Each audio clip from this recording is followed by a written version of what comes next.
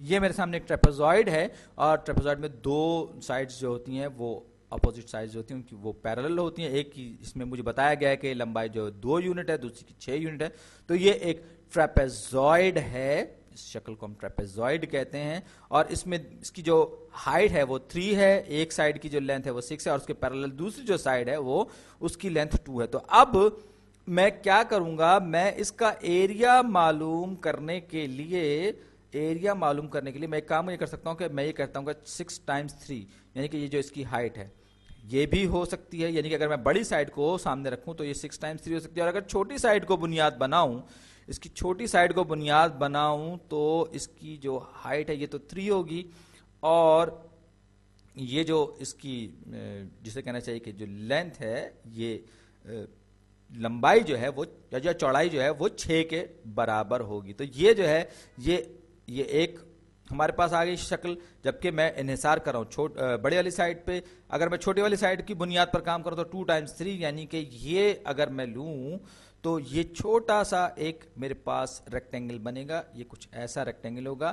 اس کی چوڑائی جو ہے، اس کی وڈتھ جو ہے وہ 2 یونٹس ہوگی، جبکہ اس کی ہائٹ جو ہے وہ 3 یونٹس کے برابر ہوگی. اس کو میں نے یلو سے شیڈڈ بھی کر دیا. تو یہ پوری کی پوری جو ٹریپزوائڈ ہے، اس کا ایریا ان دونوں کے درمیان کہیں ہوگا. اور اگر آپ غور سے دیکھیں تو ان ایک طرف ہمارے پاس چھوٹا ریکٹینگل بچا ہے باہر کی طرف اس کے، اور اس میں اگر آپ غور سے دیکھیے اس پورے کے پورے ریکٹینگل کو دیکھیے، یہ چھوٹا ریکٹینگل ہے اور یہ جو ریکٹینگل ہے یہ بڑا ہے. تو کہنے کا جو مطلب ہے وہ یہ ہے کہ اس میں اگر میں اس حصے کو مارک کر دوں اور اس کو چھوڑتے ہوئے میں اس حصے کو مارک کر دوں، یا یوں کہیے کہ اس کا مجھے ایریا معلوم ہو جائے اس ٹرائنگل کا، تو جو کہ اس کے آدھے کے برابر ہے. اس کو میں بلو سے بھی شیڈڈ کر رہا ہوں، اور ساتھ ہی ساتھ میں اس کا بھی میں ایریا معلوم کر لوں، یا یوں کہیے کہ یہ جو ہے یہ ایریا مجھے معلوم ہو جائے. اس کو میں چھوٹے والے اس ریکٹینگل میں ایڈ کر دوں گا تو میرے پاس اس پورے کے پورے ٹریپزوائڈ کا ایریا آ جائے گا. لیکن ساتھ ہی ساتھ آپ دیکھ سکتے ہیں کہ یہ جو بڑے کی بنیاد پر ہم نے جو کام کیا تھا، بڑی سائڈ کی بنیاد پر، اگر میں ان کو آپس میں جمع کر دوں اور پھر ان کا ایوریج لے لوں تو پھر کیا ہوگا، پھر بھی مجھے جو ہے یہ ایریا مل جائے گا اس پورے کے پورے ٹریپزوائڈ کا. صحیح ہو سکتا ہے آپ تھوڑے سے کنفیوز ہو رہے ہوں، لیکن اس کو جب ہم کریں گے تو آپ کو اور سمجھ میں آئے گا.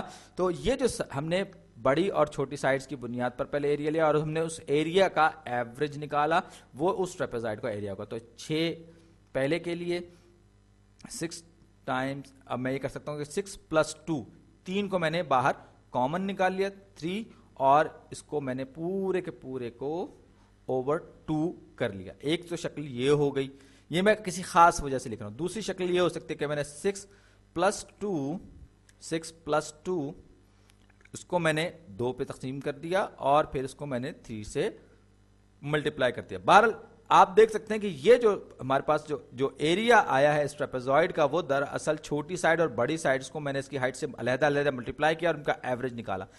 یا یوں بھی کہہ سکتے ہیں کہ میں نے دونوں سائڈز کو آپس میں جمع کیا اور پھر ہائٹ سے ملٹیپلائی کیا، یا پھر یہ کہ میں نے دونوں سائڈز کو جو کہ پیرلل سائڈز ہیں ان کا ایوریج لیا اور اس ایوریج کو میں نے ہائٹ سے ملٹیپلائی کر دیا، تو میرے پاس اس ٹریپزوائڈ کا ایریا آ گیا.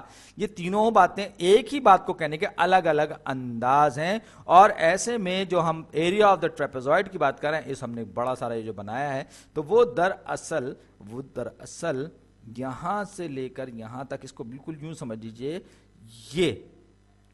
یہ ایریا ہوگا دراصل اس تصوراتی ریکٹینگل کا جو کہ اس کا ایوریج ہے، اس ٹریپزوائڈ کا ایوریج. ایکچوئل تو نہیں ہے، وہ صرف تصوراتی ہے. تو اب آپ دیکھیں تو 6 × 18، 2 × 6، 18 اور 6، 24 کو 2 پہ تقسیم کیا آیا 12. اگر میں یہاں پر 6 اور 2 8، 8 × 24، 24 کو میں نے 2 پہ تقسیم کیا تو ایک بار پھر 12 آئے گا. اور اگر میں 6 اور 2 8، 8 کو میں نے 2 پہ تقسیم کیا 4 × 12، دونوں صورتوں میں، ہر صورت میں ہمارے پاس یہی ایک جواب آئے گا اور یہی ٹریپزوائڈ کا ایریا بھی ہے. شکریہ.